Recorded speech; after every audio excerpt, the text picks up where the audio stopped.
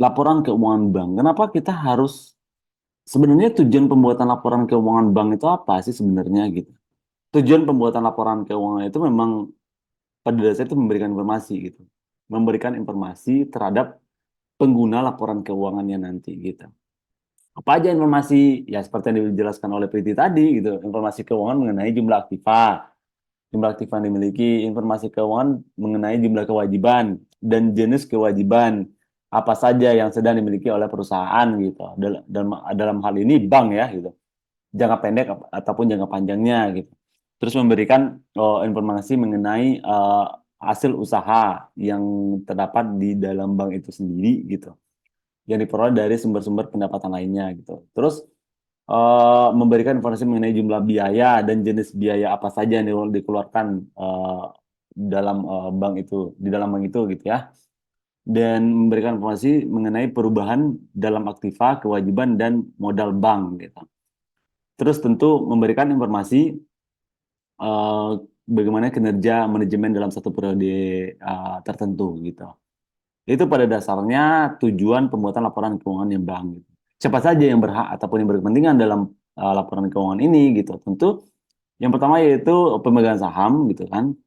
Eh, tentu mereka yang pihak yang paling sangat berkepentingan dalam bagaimana penentuan dari eh, laporan keuangan ini yang dibikin ini gitu. Terus ada pemerintah. Pemerintah juga setelah seperti yang saya sebutkan sebelumnya, pemerintah fungsi di sini yaitu bagaimana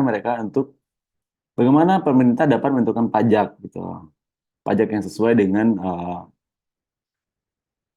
perusahaan yang sedang dijalankan ini gitu. Terus manajemen tentu untuk internal, manajemen dan karyawan itu untuk internal perusahaan bagaimana mereka itu untuk dapat menentukan kinerja dari terhadap pos-pos tertentu dan terhadap manajemen serta karyawannya dan nanti yang terakhir itu nasabah gitu masyarakat sebagai nasabah dari penggunaan jasa bank itu sendiri gitu.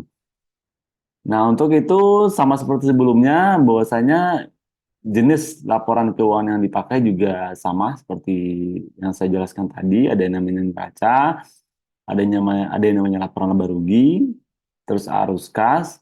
Terus ada yang namanya perubahan laporan komitmen ataupun kontingensi nantinya gitu ya ada dalam laporan keuangan dalam bank ini gitu.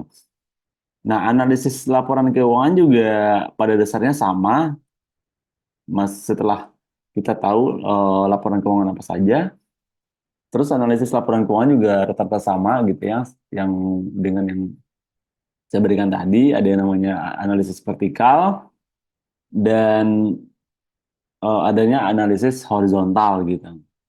Dan dapat dilihat dari analisis-analisis rasio gitu yang sudah uh, kita bahas juga di awal tadi gitu. Nah sebenarnya kenapa kenapa kita memilih analisis rasio gitu kan? Karena memang ada apa ya rasio-rasio keuangan ya rasio-rasio keuangan yang tadi saya jelaskan tadi misalkan likuiditas, solvabilitas gitu yang profitabilitas gitu kan itu sebenarnya ada kelebihannya juga gitu. Jadi kelebihan analisis rasio ini itu merupakan eh, apa ya sebuah ikhtisar statistik gitu kan yang pada dasarnya gampang ataupun mudah dibaca gitu. Dan kelebihan dari analisis rasio lainnya yaitu merupakan simplifikasi dari informasi laporan keuangan yang memang pada dasarnya complicated gitu, yang rumit gitu, jelimet gitu. Jadi yang sangat rumit dan complicated gitu kan, tapi dapat dilihat dan dapat disimplifikasi informasi informasi tersebut melalui analisis rasio gitu. Terus tentu kelebihan yang lainnya yaitu dapat menstandarisasi size perusahaan gitu.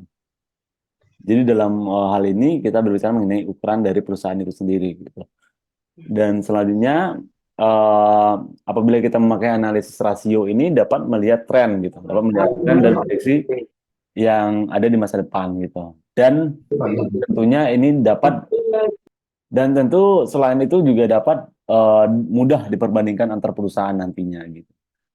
Jadi setelah kita dapat melihat tren ataupun kita dapat memprediksi bagaimana keberlangsungan bank tersebut pada masa yang akan datang gitu ya, in case Bukan dalam kasus ini perbankan gitu. Dan tentunya itu dapat membuat kita lebih mudah untuk memprediksi masa depan gitu. Eh, dengan memperbandingkan setiap apa ya rasio yang terdapat dalam metode penilaian kinerja nantinya gitu. Sebenarnya ada ini ya, ada perhitungannya sebenarnya gitu untuk memilih untuk menentukan rasio keuangan bank ini. Misalkan rasio likuiditas itu dapat ditentukan melalui cash aset dibagi dengan total deposit dikali 100% gitu. Jadi likuiditas ini ada QI ratio, investing policy ratio, dan loan to deposit ratio gitu. Serta adanya asset to loan ratio gitu.